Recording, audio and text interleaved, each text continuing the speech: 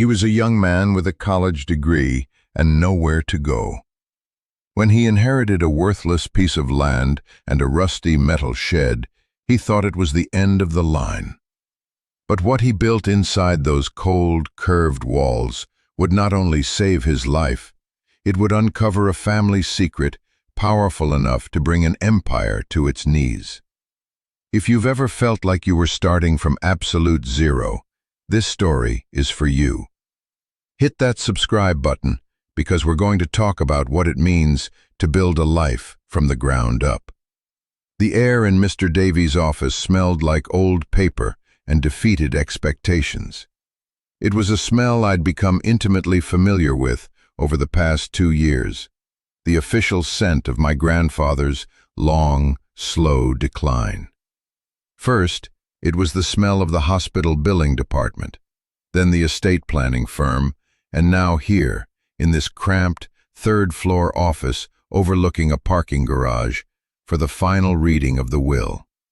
Except it wasn't a reading, it was a handing over, a finality. Mr. Davies, a man whose shoulders seemed to have permanently slumped sometime during the Carter administration, slid a single manila envelope across his polished but scarred mahogany desk. It made a dry, rasping sound, the sound of a final page turning. "Leo," he said, his voice a gravelly monotone, "as you know, your grandfather's medical bills were substantial. After the sale of the house and the liquidation of his portfolio to cover those debts and your final year of tuition, this is what remains." I looked at the envelope. It was thin, too thin. I felt a familiar cold dread creeping up my spine, the same feeling I got every time I looked at my student loan balance. I had a degree in mechanical engineering, 4 years of hard work, and a piece of paper that felt more like an invoice than an accomplishment. I had a duffel bag with 3 changes of clothes in the trunk of my dying 2002 sedan, and I had exactly $112 in my checking account. The envelope on the desk felt less like an inheritance and more like a punchline. "What is it?" I asked, my own voice sounding distant. "It's the deed to a parcel of land, out past the old mills, and the key to the structure on it." He leaned back, the leather of his chair groaning in protest. "Frankly, it's not worth much. It's a 1/4-acre plot, landlocked except for a dirt access road. The development corporation that bought the surrounding farmland has been trying to acquire it for years to clear the title, but your grandfather always refused. Their standing offer is $5,000. My professional advice is to take it. It's more than it's worth." $5,000. It sounded like a fortune and nothing at all, simultaneously. It would pay for a deposit on a cheap apartment and maybe 2 months' rent. It was a buffer, a pause button on the inevitable crash. But it wasn't a future. It wasn't a foundation. "Why did he keep it?" I asked, my fingers tracing the edge of the envelope. Mr. Davies gave a slight, almost imperceptible shrug. "Sentiment, I suppose. It was the first piece of property he ever bought, long before he built the main house. He used the building on it as a workshop. He was always tinkering." He paused, looking at me over the top of his bifocals. There was a flicker of something in his eyes. Pity, maybe, or just professional exhaustion. "Listen, son, your grandfather was a good man, a brilliant one in his own way. But he wasn't a great businessman. He held on to things. This piece of land, it's a liability. The property taxes are past due. The development company, Omnicorp, they'll eventually get it for pennies on the dollar at a tax auction if you don't sell. Take the money. It's the smart play." I nodded, not trusting myself to speak. I took the envelope. Inside was a folded, brittle deed with my grandfather's familiar spiky signature at the bottom, and a single, heavy, rust-pitted iron key. It felt ancient, final. I stood up, shook Mr. Davies' dry, papery hand, and walked out of the office, the smell of defeat clinging to my clothes. I drove aimlessly for an hour, the city lights blurring into streaks of neon and regret. My diploma was in a cardboard tube in the back seat. My future felt like it was in that thin manila envelope on the passenger seat. A dead end, a worthless piece of land, and an offer of $5,000. The sun was setting, painting the sky in bruised shades of purple and orange. My gas tank was nearing empty. My stomach was a hollow ache. I had no family to call, no friends in the state I could burden with my failure. I was an graduate, an orphan, an adult, and I was utterly, terrifyingly alone. I pulled over to the shoulder of a quiet road, the engine ticking as it cooled. I looked at the key. Then I looked at the address on the deed. It wasn't a plan. It wasn't even a hope. It was just the only direction I had left to go.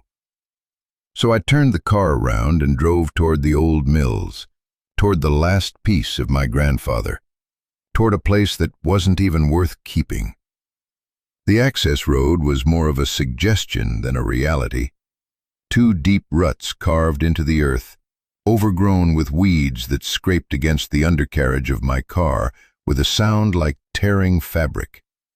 The headlights cut a shaky tunnel through the encroaching darkness, illuminating a wall of tangled woods on either side.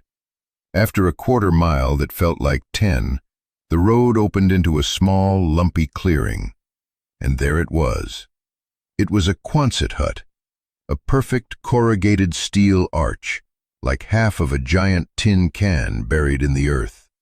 It was bigger than I expected, maybe 40 feet long and 20 feet wide, its surface oxidized to a dull, mottled gray that seemed to absorb the last light of dusk. The clearing was choked with weeds as high as my waist, and a large oak tree grew too close to the front, its branches scraping against the metal roof in the rising wind. It looked abandoned, forgotten, a relic from another time, left to be swallowed by the forest. For a moment, I just sat in the car, the engine idling, my headlights painting the scene in a stark, unforgiving light. This was it, the grand inheritance, a rusty shed on a patch of weeds. Mr. Davies was right. It was worthless. I felt a laugh bubble up in my chest, a bitter, hysterical sound. I was homeless, and my only home was a joke.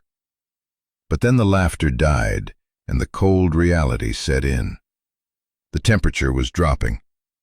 I had a quarter tank of gas and a little over $100. I could sleep in the car for a night, maybe 2, before I'd have to start making terrible choices. Or I could see what was inside the giant tin can. My hand closed around the old iron key in my pocket.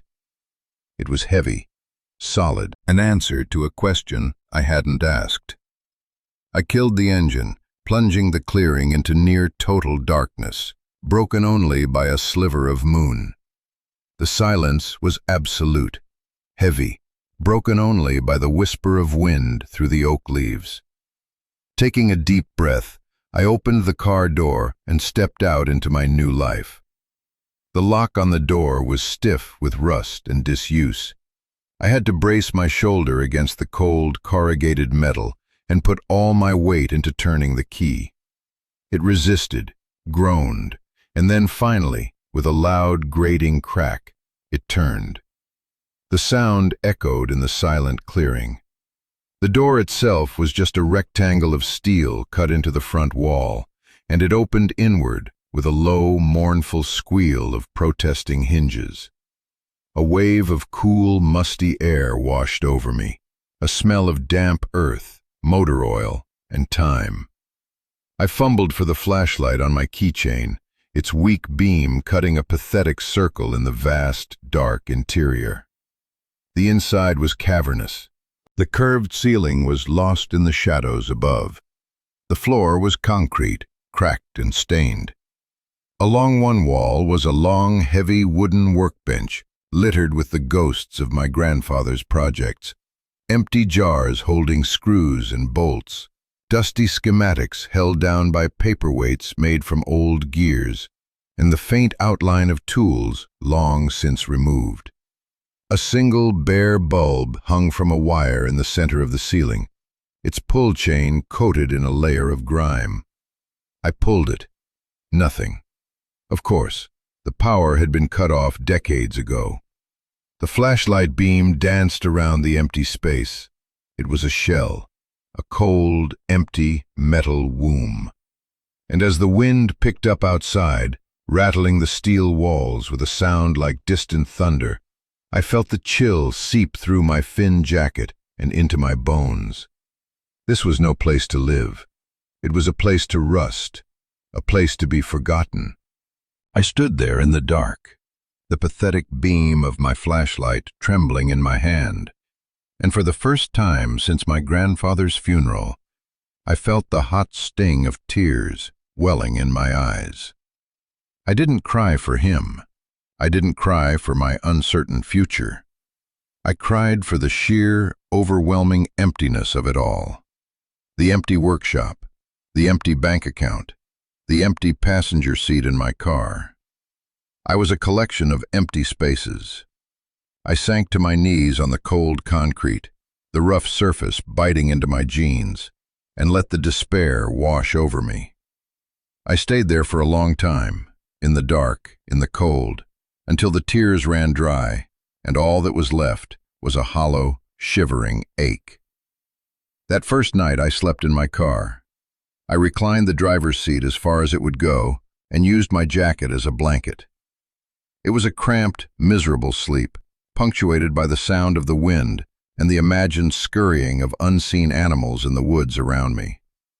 I woke up stiff, cold, and with a profound sense of failure. But as the sun rose, casting a pale, watery light over the clearing, something shifted.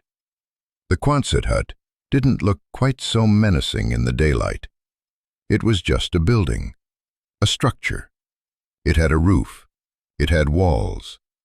It was more than I'd had the night before. My engineering brain, the part of me that had been dormant under a wave of grief and anxiety, began to stir. I wasn't a victim. I was a problem solver. And I had a problem, a big one. Shelter, warmth, survival. Selling the land was the logical choice, the one Mr. Davies advised. But the $5,000 from Omnicorp felt like blood money, like selling the last remnant of the man who raised me. And then what? I'd be back at square one in a few months, in a different city maybe, but just as lost. No, I couldn't do it. Not yet. I had to try something else first. This place, this worthless, forgotten place, was mine. For now. I decided to make it a home. My first priority was insulation. The bare steel walls radiated cold. Even with the door closed, the inside of the hut was just as cold as the outside. I needed a barrier. I had no money for fiberglass or foam board. What I had was a car with a little bit of gas. I spent the next 2 days driving around the industrial parks and strip malls of the nearest town. I became a connoisseur of dumpsters. I was looking for one thing: cardboard. Big, clean, corrugated sheets of it. The appliance store was a gold mine. Refrigerator boxes, dishwasher boxes, massive sheets of cardboard that I broke down and folded into the trunk and back seat of my sedan until it was overflowing. The employees watched me with a mixture of pity and suspicion, but no one stopped me. I was just another ghost, haunting the edges of other people's prosperity. Back at the hut, I began my work. It was a slow, methodical process. I had a utility knife I'd bought at a dollar store and 2 rolls of duct tape. That was it. I started at one end of the hut, cutting the cardboard to fit the curve of the walls. It was like building a giant, flimsy puzzle. The first layer was just to cover the metal. I taped the seams, creating a continuous brown paper wall. It didn't look like much, but when I finished that first layer, I could already feel a difference. The echoing metallic sound of the hut was dampened. The air felt a little less raw, a little less aggressive. It was a tiny victory, but it was a victory. I spent a week on the project. My days fell into a simple, grueling rhythm. In the morning, I'd drive into town to scavenge for more cardboard and use the bathroom at a gas station. I'd buy a loaf of bread and a jar of peanut butter, which was my food for the day. In the afternoon, I would work inside the hut, measuring, cutting, and taping. I built a second layer and then a third, making sure the corrugations ran in different directions to trap more air.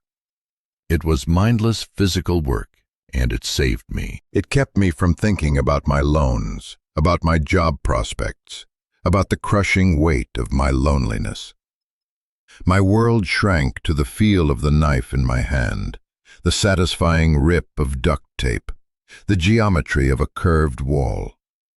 I built a small sleeping platform out of a particularly sturdy washing machine box, raising myself off the freezing concrete floor. I created a small room in one corner, a cocoon of cardboard 3 layers thick. It was ugly. It was absurd. It looked like a deranged art project. But as the nights grew colder and I huddled inside my cardboard cave, wrapped in the single blanket I owned, I was alive. I was surviving. The cardboard didn't generate heat, but it held my own meager body heat, reflecting it back at me. It kept the wind from slicing through the thin metal walls. What I was building was a shelter, yes, but it was more than that. It was a testament, a stubborn refusal to disappear. I lined a Quonset hut with garbage, and it was the first thing I had ever truly built for myself. I was proud of it. After 2 weeks, the interior of the Quonset was transformed. It was a cave of cardboard, smelling faintly of paper and adhesive. It was still cold, but it was a manageable cold now, a still cold, not the biting, invasive cold of before. My little sleeping area was almost cozy. I had organized my grandfather's old workbench, cleaning off the dust and grime. It was a solid piece of furniture, made from thick planks of oak, scarred with the marks of 1,000 projects. Working on it felt like a connection to him, a continuation of something.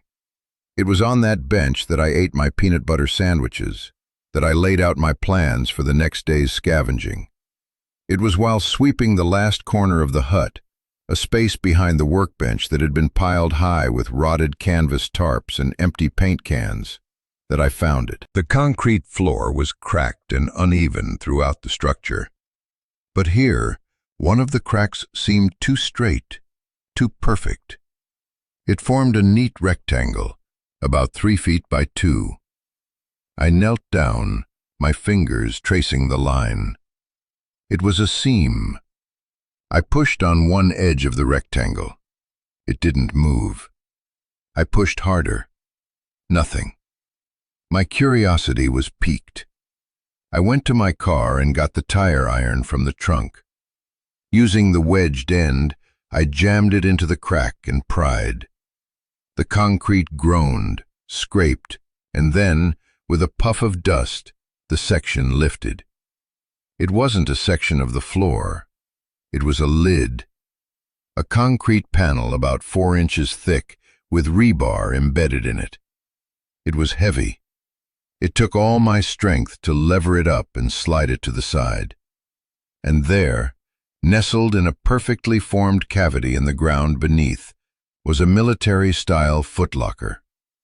It was dark green, with heavy latches on the front, and my grandfather's initials, G.A.M., stenciled in faded white paint on the top. My heart started to pound, a heavy, frantic rhythm against my ribs.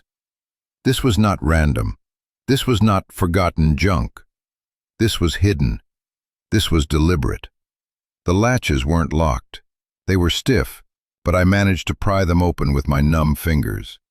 The hinges squealed as I lifted the heavy lid. The smell that wafted out was dry and ancient, the scent of old paper and leather. I aimed my little flashlight inside.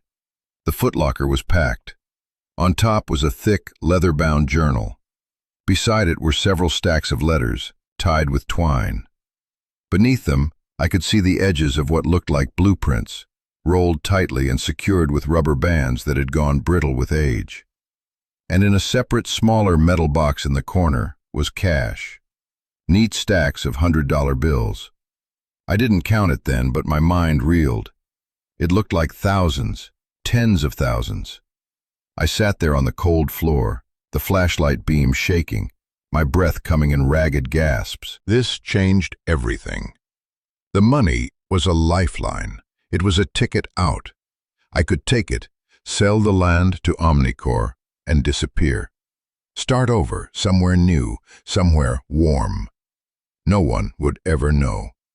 It was the smart play, just like Mr. Davies had said. But my eyes were drawn back to the letters, to the journal.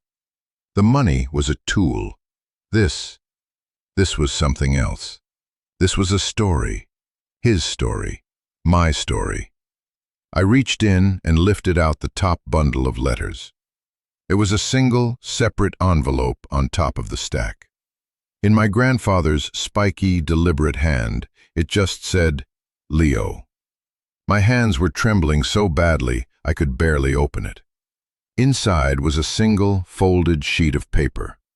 I unfolded it. The letter was dated 2 years ago, right after his diagnosis. My dear Leo, it began. If you are reading this, then I am gone, and you have found your way to the old workshop. I am sorry for the deceptions, my boy. I am sorry for the hardship you have undoubtedly faced to get to this point. I hope you can find it in your heart to forgive an old man his secrets. There is much you do not know, much I kept from you to protect you. The story everyone knows is that I was a poor businessman, that I lost the farm to medical debts. That is the story I wanted them to believe. It is a lie. I had to stop reading. I put the letter down on the dusty concrete, my head spinning. A lie?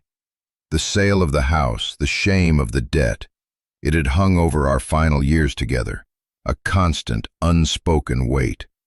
I had watched him sell off his possessions, watched him shrink into himself under the burden of it. And it was a lie? I picked up the letter again, my hands shaking. The truth, Leo, is that I sold the house and the land by choice. I sold it to get away from them, from Omnicorp. They didn't just buy the surrounding farmland. Years ago, when I was younger, I had a partner. We were working on something important, a new way to generate power, to heat a home for almost nothing, drawing it straight from the earth. A simplified geothermal system, cheap enough for anyone to install. It was my life's work. My partner, a better salesman than an engineer, betrayed me. He sold our research, our patents, everything, to Omnicorp for a fraction of what it was worth. They buried it. The technology was too disruptive to their existing energy businesses. They threatened me with lawsuits I couldn't afford, tied me up in legal knots until I had nothing left but this small, forgotten plot of land. They thought they had won. They thought they had everything. But they didn't. They had the patents, but I had the practical knowledge. I had the key innovations that made the system work, and I never wrote them down where they could find them. I spent the last 20 years here in this workshop perfecting it. I sold the main house for 2 reasons. First, to give you a clean slate, to pay for your education so you would have the tools you need. and second, to fund the final stage of my work, to build the prototype. Leo, you are not standing in a simple workshop. You are standing on top of my life's work, the real one. The prototype is buried 15 feet beneath the concrete slab of this hut. The blueprints are in this box. The operational theory is in my journals. Everything you need is here. The money in the small box is for you to live on while you decide. You have a choice. It's the most important choice of your life. You can take that money, sell this worthless piece of land to Omnicorp for their insulting offer, and walk away. I will not blame you. You deserve a life of peace. Or you can stay. You can fight. You can use the knowledge I've left you, the education I paid for, and you can finish what I started. You can bring this technology into the light. It will be hard. Omnicorp will not make it easy. They are vultures. But the proof of their original theft, of their predatory practices, is also in this box. Correspondence, old contracts, everything. This land isn't just land, Leo. It has a unique geological composition that makes it perfect for the system. That's why I bought it all those years ago. It's why they still want it, even if they don't know the real reason. It is the heart of it all. Whatever you choose, know that I love you. Know that every sacrifice I made was to give you this choice, to be free. Be brave, my boy. Your grandfather, George. I let the letter fall from my fingers. The air in the hut was thick, heavy. I couldn't breathe. I scrambled out of the hole, stumbling back until my back hit the cold, cardboard-lined wall. I slid down to the floor, my head in my hands. A torrent of emotion washed over me. Grief, so sharp and sudden it felt like a physical blow. Grief for the man I thought I knew, the grandfather who had carried the shame of failure, when in reality he had been fighting a secret war.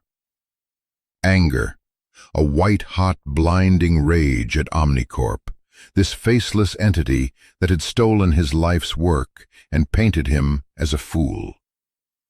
And fear, a deep, paralyzing fear of the choice he had laid at my feet. My whole life, my entire understanding of my past, had been a carefully constructed fiction. My grandfather wasn't a victim of circumstance. He was a quiet, stubborn warrior. He hadn't left me with nothing. He had left me with everything. A legacy, a weapon, and a terrible, crushing responsibility. I looked at my cardboard walls, my ridiculous, pathetic shelter. I had been so proud of it, this little pocket of survival I had carved out of garbage. But my grandfather had built a fortress around me my entire life, and I had never even seen the walls. I didn't sleep that night. I sat on the floor, the footlocker open in front of me, the contents illuminated by the beam of my flashlight. I read through his journals. His handwriting was precise, the entries filled with complex equations and elegant diagrams, but also with his thoughts, his frustrations, his hopes. I read about his breakthrough with heat exchange coils, his despair when his partner betrayed him, his quiet determination to rebuild. It was like hearing his voice again, not the tired, frail voice of his last years, but the strong, vibrant voice of the man in his prime. A genius, Mr. Davies had called him. He had no idea. I looked at the cash in the metal box. It was $50,000, life-changing money. Enough to buy a used car that worked, to rent a decent apartment, to eat food that didn't come out of a jar. Enough to be comfortable, to be safe. The legal notices from Omnicorp would keep coming. Their $5,000 offer was still on the table. I could take their money, add it to my grandfather's, and just be gone. No one would blame me. My grandfather himself had given me his blessing to walk away. It was the easy path, the sane path. But as the first rays of dawn crept through the cracks in the hut door, painting the cardboard walls in a soft gray light, I looked at the blueprints. They were detailed, immaculate. I could understand them.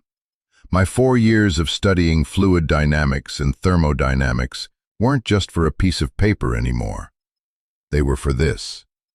My grandfather hadn't just paid for my tuition. He had been training his replacement. He had been giving me the tools to finish his fight. How could I walk away from that? How could I let his life's work stay buried in the dirt while the men who destroyed him built their glass towers on the back of his stolen genius?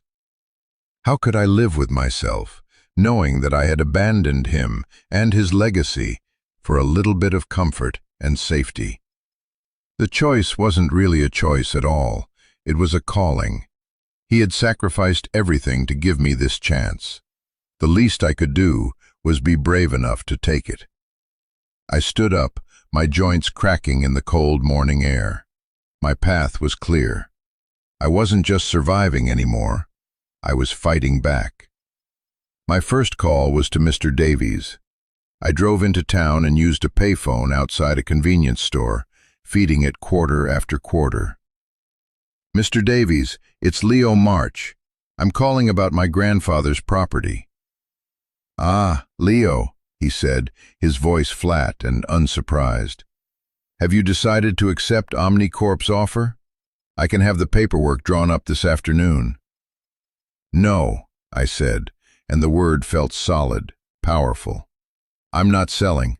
In fact, I want you to file a cease and desist against Omnicorp for harassment. And I want to file a countersuit." There was a long silence on the other end of the line. I could picture him in his musty office, pinching the bridge of his nose. "A countersuit? On what grounds, son? You have no grounds. They're the ones with the leverage." "I have grounds," I said, my voice steady. "I have proof that Omnicorp built its initial energy division on intellectual property stolen from my grandfather, George March. I have correspondence.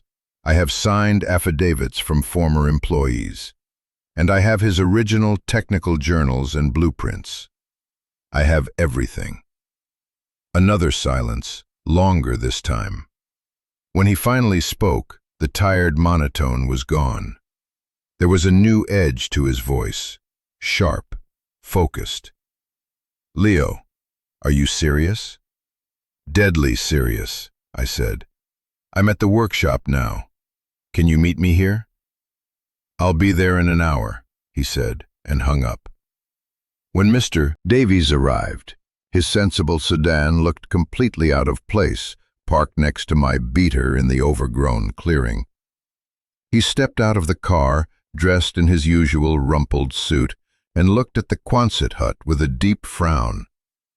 "This is it?" "This is it," I said, and led him inside. He stopped just inside the door, his eyes adjusting to the dim light. He took in the cardboard-lined walls, my sleeping platform, the open footlocker on the floor.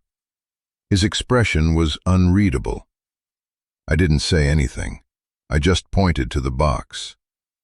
He walked over, knelt down stiffly, and picked up the leather-bound journal. He began to read. For nearly an hour, he sat on an overturned bucket, his lawyerly composure slowly melting away as he sifted through my grandfather's life. He read the letters. He examined the old contracts I had found, the ones with his partner's signature, and the suspiciously low sale price to a shell corporation owned by Omnicorp. He unrolled one of the blueprints on the workbench, his eyes tracing the complex designs. Finally, he looked up at me. The exhaustion was gone from his eyes. It had been replaced by a fire I had never seen before. "My God," he whispered. "I knew George was smart, but this This is revolutionary. And this paper trail, it's damning. He stood up, running a hand through his thinning hair. He played the long game. He let them think he was a broken old man, all while he was building this, an arsenal. "So you'll help me?" I asked. He looked at me, then around the cardboard-lined hut, and a slow smile spread across his face. "Help you? Son, a case like this comes along once in a career. This isn't about a worthless piece of land anymore. This is about justice. This is about David versus Goliath. Of course I'll help you. We're going to bury them." That was the turning point. With Mr. Davies on my side, things began to move. He filed the initial injunctions, and the threatening letters from Omnicorp's legal team stopped. They were replaced by cautious, then concerned, then outright panicked calls to Mr. Davies' office, which he took with a grim satisfaction. We had them on the back foot. We had the truth. But the legal battle would be long and expensive. The $50,000, which had seemed like a fortune, was quickly allocated. A retainer for Mr. Davies, fees for expert witnesses to validate my grandfather's work, and living expenses. I also used a portion of it to get the power turned back on to the Quonset hut. The moment I pulled that old pull chain, and the single bare bulb flickered to life, flooding the space with a warm yellow light, it felt like a resurrection. My cardboard cave was suddenly a real room, a home, a headquarters. I knew the legal fight was only half the battle. My grandfather's final letter was clear. The ultimate proof was the prototype. I had to build it. I had to prove his system worked. I spent my days and nights at the workbench, poring over his journals and blueprints, reverse engineering his genius. My college education was the key that unlocked his work. I understood the principles, the math. I could see the elegant simplicity in his solutions. It was a language we both spoke, a conversation across time. I started buying materials, not with a credit card, but with the cash my grandfather had left me. I went to a local hardware store, a family-owned place that had been there for 50 years. The owner was a man named Sal, with hands like leather and a kind, weathered face.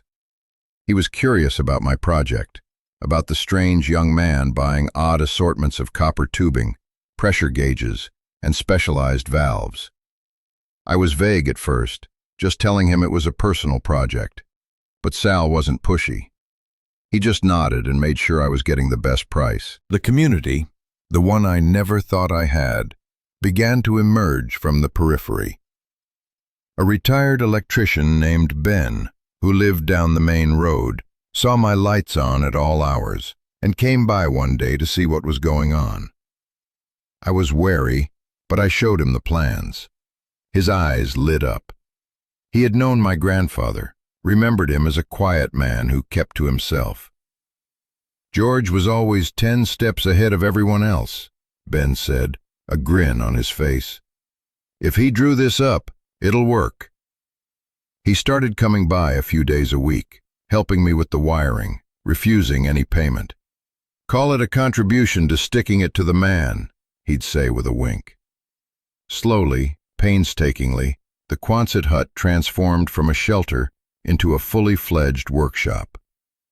I bought used tools, a welding torch, a drill press. The space filled with the smell of hot metal and ozone, the sounds of machinery and work. I was building something real, something tangible. I was taking my grandfather's dream, his ghost, and giving it substance. There were setbacks, a miscalculation that led to a ruptured pipe, a wiring schematic that took me a week to decipher.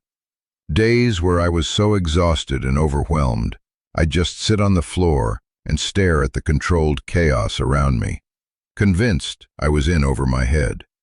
But then I would look at his journal, at a passage I had underlined. Failure is just data. The only true failure is to stop trying. And I would get back to work. The legal battle with Omnicorp raged on in the background. Their lawyers filed motion after motion to have the case dismissed. They tried to paint my grandfather as a disgruntled, senile old man. They tried to paint me as an opportunistic scavenger. But Mr. Davies met them at every turn, armed with my grandfather's meticulous records. The truth was a shield. With every legal document Omnicorp filed, their desperation grew more apparent. They knew what we had. They knew the story was true. They were terrified. After 6 months of relentless work, the main components of the geothermal exchange system were assembled. It was a beautiful, intricate web of copper and steel laid out on the workshop floor. The final piece of the puzzle was the most difficult. I had to drill. I had to go down 15 feet through the concrete slab and into the earth to install the primary exchange loop. I rented the equipment, a core drill powerful enough to cut through the foundation my grandfather had laid. The day I started was cold and clear. Ben and Sal both came out to help, to watch. It felt momentous. The drill bit into the concrete with a high-pitched scream. For 2 days we worked, pulling up core samples of concrete and then dirt and rock. And then, at 14 feet, we hit it. Not bedrock. It was a layer of shale, and beneath it, a narrow but powerful artesian spring. The geological feature my grandfather had written about. The reason he bought this land. It was the perfect conduit for thermal transfer. He hadn't been guessing. He had known. We installed the loop, sealed the borehole, and connected it to the system. The moment of truth arrived on a frigid November afternoon. A light snow was falling, dusting the clearing in white. The 3 of us stood inside the hut, the air thick with anticipation. I had wired the system to a simple radiator and a small pump. Everything was triple-checked. I took a deep breath and flipped the switch. The pump hummed to life. For a moment, nothing happened. I felt a pit of dread open in my stomach. Had I failed? After all this? And then I heard it, a gurgle of water moving through the pipes. I placed my hand on the radiator. It was cool. Then, slowly, almost imperceptibly at first, it began to warm. Within 10 minutes, it was radiating a steady, powerful heat. It was working. Tears streamed down my face, freezing on my cheeks as I stepped outside into the snow. I looked up at the gray sky and whispered, "We did it, Grandpa. We did it." The successful test of the prototype was the final nail in Omnicorp's coffin. With a working model, validated by independent engineers Mr. Davies brought in, their case collapsed. They were facing a massive lawsuit based on fraud and theft, and the PR nightmare of burying a revolutionary clean energy technology. They settled. The terms were confidential, but it was enough. Enough to fund a foundation in my grandfather's name to develop and open source the technology, to make it available to everyone, just as he had wanted. Enough to ensure that his legacy wouldn't be a secret buried in the dirt, but a light for the world. I kept the Quonset hut and the land. It was non-negotiable. It's been a few years since that day. The legal battles are over, but the work is just beginning. The foundation, the George A. March Legacy Foundation, operates out of a new, larger facility we built a few miles away. But I still spend most of my time here, in the Quonset. It's not a shelter or a workshop anymore. It's a monument. The cardboard is gone, replaced with proper insulation and smooth, white walls. But I left one small section of the original cardboard exposed, behind a pane of glass. A reminder of where I started. A reminder of what it feels like to have nothing but a stubborn refusal to give up. Sometimes, when I'm working late, I can almost feel him here with me, my grandfather, looking over my shoulder at a new set of schematics, a quiet pride in his eyes. He left me more than an inheritance. He left me a purpose. He taught me that a home isn't just a place to keep you warm and dry. A home is the story you choose to build. It's the foundation of who you are and who you decide to become.